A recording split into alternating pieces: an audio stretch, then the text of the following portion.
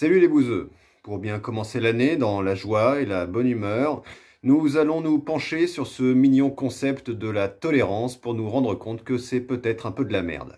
Nous ne parlerons pas de la tolérance envers des idées intolérantes et du paradoxe présenté par Karl Popper et usé jusqu'à la corde en l'expliquant à des gens qui ne veulent pas comprendre. Non, aujourd'hui nous allons parler de la tolérance envers des groupes de personnes, ce qui n'est peut-être pas un objectif politique si souhaitable qu'il en a l'air au premier abord. Pour bien commencer, nous allons nous reposer sur une illustration extraite du film OSS 117 Rio ne répond plus. Vous devriez l'attacher, colonel. Ça suffit, Lothar. Tu te tais ou je te tais. T'es toléré ici. Toléré. Moi j'adore cette scène, mais il faut dire que j'adore les blagues avec des nazis. Car en effet, c'est une blague. C'est drôle. Mais pourquoi c'est drôle? Eh bien, comme souvent, c'est drôle parce que c'est vrai. L'effet comique repose sur la mise en lumière de la réalité de la tolérance avec un décalage vis-à-vis du personnage nazi. C'est un nazi pourtant tolérant, donc c'est drôle, on ne s'attend pas tellement à cela de la part d'un nazi pratiquant. Et c'est vrai que la tolérance, ça marche comme ça, donc c'est drôle, humour, cul un mouton. Mais on ne va pas plus se pencher sur les ressorts comiques et plutôt sur ce que ça montre de vrai. Dans l'univers du film, nous sommes dans les années 50. Le Troisième Reich a perdu, lamentablement, comme d'habitude, avec les régimes fascistes. Bla bla bla bla bla bla. C'est marrant que c'est toujours les nazis qui ont le mauvais rôle. Nous sommes en 1955. Herr Bramar, on peut avoir une deuxième chance? Merci. Ainsi, le nazi est dans une situation de faiblesse qui l'oblige à accepter comme allié un arabe, nabo qui plus est. Un raptor dissident, quoi. Ici, on constate déjà que même le nazi peut être tolérant, mais surtout que la tolérance du nazi n'est pas du fait de sa grandeur morale, mais qu'il y est forcé par les circonstances et dans son intérêt. De plus, et même surtout, sa tolérance s'exprime dans une menace implicite. Tu es toléré ici, ça veut bien dire ce que ça veut dire. Tu pourrais ne plus être toléré, donc reste à ta place.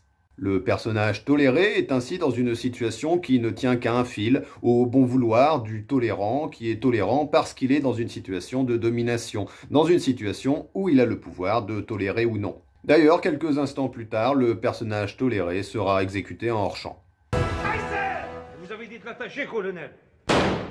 Et moi, je t'avais dit de te taire. Ainsi, on est tolérant parce qu'on a le pouvoir de ne plus l'être. On est tolérant parce qu'on domine. La démonstration est simple, imaginons une situation où celui qui ne possède pas le pouvoir affirme être tolérant envers celui qui le possède. Martin Luther King affirmant que nous, les Noirs, nous tolérons la présence des Blancs aux États-Unis. Ça ressemble à un sarcasme. On comprend ainsi que la tolérance n'exclut pas l'inégalité, au contraire, elle en a besoin. Ainsi, la tolérance ne remet pas en cause la hiérarchie sociale, elle ne fait que la présenter sous sa forme implicite. Cela signifie donc que si l'on se trouve dans une démarche égalitaire, anti-autoritaire et toutes ces conneries de fragile, alors on ne peut considérer la tolérance comme un objectif à atteindre dans l'absolu. Car la tolérance est par essence inégalitaire. Je dis bien dans l'absolu, car on ne va pas non plus cracher dans la soupe, ni jouer à la pureté militante contre-productive. La tolérance peut en effet être considérée comme un progrès. Après tout, peut-être vaut-il mieux être toléré que pas du tout. Même s'il vaut mieux l'égalité totale et réelle plutôt que la tolérance du dominant et son paternalisme. Prenons le cas de la tolérance de l'homosexualité. Ça pouvait avoir du sens dans les années 80, où encore beaucoup considéraient l'homosexualité comme une maladie mentale, les homosexuels comme des déviants, des pervers. Que la population devienne plus tolérante, c'est un progrès. Pareil dans les années 90, où malgré une évolution des mentalités, l'homosexualité était encore honteuse, un sujet comique. Le simple fait d'avoir un personnage homosexuel dans une série comme Friends pouvait prêter à rire. Mais de nos jours, dans notre contexte, le simple fait de dire qu'on tolère les homosexuels, ça peut déjà être perçu comme homophobe, car cela sous-entend que finalement, on n'est pas tellement d'accord, on est contre, mais on fait un effort pour tolérer l'homosexualité, alors qu'on n'en est plus là, alors qu'on devrait en avoir rien à cirer. Si la tolérance est un progrès est toujours relatif.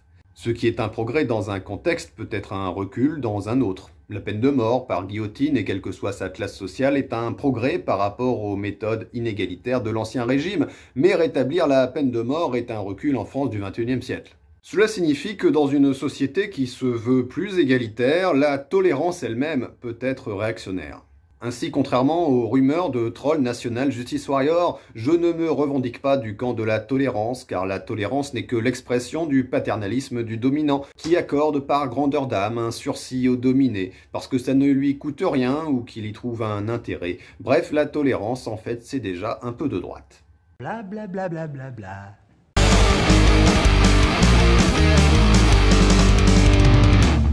Notre émission est désormais terminée, j'espère qu'elle vous a plu. Si c'est le cas, n'hésitez pas à le signaler dans les commentaires. Si vous voulez soutenir la chaîne, pour l'instant le compte Utip est toujours suspendu, donc vous pouvez passer par Tipeee. Il n'y a pas de deuxième partie avec l'appel des auditeurs, je n'ai pas trop la tête à écrire des blagues en ce moment. On se retrouvera peut-être la semaine prochaine. Allez, salut!